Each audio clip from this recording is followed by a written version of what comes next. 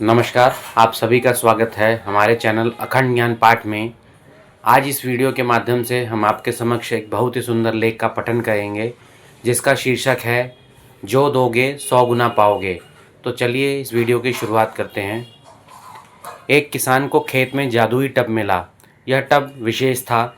इसकी विशिष्टता यह थी कि इसमें कोई भी वस्तु डालने पर वह 100 गुना होकर बाहर निकलती थी। किसान ने इसमें एक लीची का पौधा डाला। अकस्मात 100 लीची के पौधे बाहर निकल आए। अब तो किसान ने अपने पास उपलब्ध साधनों को धनाधन टब में डाला। उन्हें 100 गुना कर वह समृद्ध हो गया। किसान के इस प्रकार समृद्ध होने की चर्चा जमींदार तक पहुंची। जमींदार का मन भी लालच से भर उठा। उसने किसान से जबरन वह जादुई टब छीन लिया। जमींदार के पास तो धन संपत्ति पहले से ही थी। वह स्वर्ण मुद्राओं व ऐश्वर्यशाली वस्तुओं को एक एक करके टब में डालता गया। फलतः उसके पास अथाह संपदा एकत्र हो गई। वैभवपूर्ण साधनों का अंबार लग गया। ऐसे में टब की इस विलक्षणता की चर्चा सूखी घास पर लगी आग की तरह पूरे राज्य में फैल गई। जैसे ही यह खबर राजा तक पहुंची, उसने इस टब पर अपना अधिकार जमा लिया। टब के माध्यम से अपने राज भंडार भरने आरंभ कर दिए। हीरे मोती व रत्न जड़ित आभूषण उसमें डाले। टब ने 100 गुना करके सब वापस लौटा दिए। राजा का खजाना कई गुना हो गया। यह देख राजा के अचंभे की सीमा न रही। उसने विचार किया कि यह टब तो अत्यंत अद्भुत है। क्यों न इसके भीतर जाकर देखा जाए। क्या पता वस्तुओं को कई गुना करने की कोई युक्ति हाथ लग जाए। यही सोचकर राजा उस गहरे टब के भीतर प्रवेश कर गया, पर उसके हाथ कोई सुराग नहीं लगा। किंतु जब राजा टब से बाहर निकला तो वह चकित रह गया, क्योंकि उसके पीछे एक के बाद एक राजा के प्रतिबिंब टब से बाहर निकलने लगे। देखते ही देखते प्रतिबिंबों की पंक्ति लग गई। अब तो और भी विकट समस्या उत्पन्न हो गई। राज सिंहासन एक था और राजा 100 यानी अनेक। राजाओं की इस फौज में युद्ध छिड़ गया। परिणामतः सभी नरेश आपस में ही लड़कर मारे गए। वह जादुई टब यूं का यूं ही धरा रह गया। यह छोटा सा दृष्टांत अपने भीतर वृहद संदेशों को छिपाए हुए है।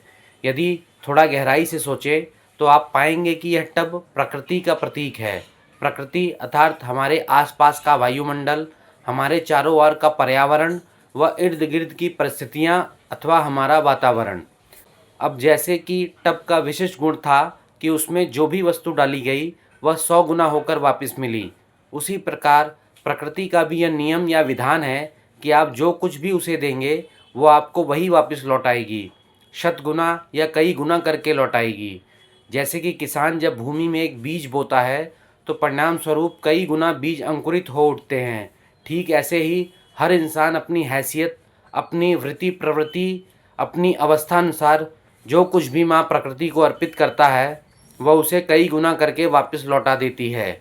इसलिए यदि आप अपनी वृत्ति के अनुरूप प्रकृति को अहंकार से पोषित करेंगे तो बदले में आपको भी अहंकार का ही सामना करना होगा। मतलब कि आपके संपर्क में मद से भरे अहंकारी लोग ही आएंगे। यदि आप अपनी तरफ से वासना या क्रोध के भावों का प्रकृति में संचार करेंगे तो आपको बदले में यही दुर्गुण सामने से झेलने पड़ेंगे। तभी तो संत शिरोमणि कबीरदास जी ने कहा, बोया पेड़ बबूल का तो आम कहाँ से होए। किंतु इसके विपरीत यदि आप सदाकत या दया भाव रखेंगे, वातावरण में सद्गुणों का प्रसारण करेंगे, तो प्रतिक्रिया स्वरूप प्रकृति भी आपको सदाचारी व अच्छे लोगों का संग करवाएगी। कर्म फल के विधान स्वरूप आपका संपर्क दयालु और उच्च आदर्शों के लोगों से होगा। आपने देखा होगा कुछ लोगों के मुख से सदा शिकायती स्वर ही निकलते हैं, जैसे कि मुझे ही क्यों स्वार्थी या कपटी लोग मिलते हैं, मेरा सामना ही क्यों दुष्टों से होता है, मेरे साथ ही क्यों ऐसी दुर्घटनाएं घटती हैं। ऐसे लोगों को शिकायत करने से पहले सोचना चाहिए कि उन्होंने प्रकृति के टब में क्या डाला है।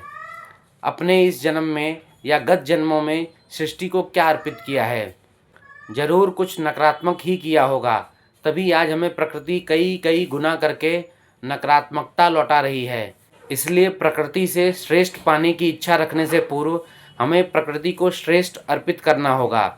वही देना होगा जो हम प्रकृति से प्राप्त करने की अपेक्षा रखते हैं। अब कहानी के अंतिम पड़ाव पर भी गौर करें। राजा 100 गुना संपदा पाकर भी संतुष्ट नहीं हुआ। वह लोभवश टब समान प्रकृति से छेड़छाड़ करने पर उतारू हो गया। उसने प्रकृति की व्यवस्था में हस्तक्षेप कर दिया। इसका परिणाम क्या हुआ? अंततः राजा नष्ट हो गया। यही होता है मानव समाज के साथ। जब हमारा लोभ, वासनाएं, इच्छाएं इतनी बढ़ जाती हैं कि हम प्राकृतिक नियमों के साथ हेरफेर करने लगते हैं, तब प्रकृति में भी बड़े स्तर पर विनाश और विध्वंस होने लगता है। महामारियाँ, प्राकृतिक आपदाएं, जलवायु परिवर्तन, ग्लोबल वार्मिंग, ये सभी विध्वंस प्रकृति के साथ छेड़छाड़ करने के ही दुष्परिणाम हैं। इसलिए बंधुओं, प्रकृति के तप का सदुपयोग करें, इसका संरक्षण करें, ना कि इसके विधान में हस्तक्षेप करें। प्रकृति को माँ की भांति सम्मान दें, तब वह भी माँ की तरह ही हमें पुष्ट करेगी। यदि आपको ये वीडियो पसंद आई हो तो वीडियो को लाइक करें, शेयर करें और चैनल को सब्सक्राइब करें। धन्यवाद।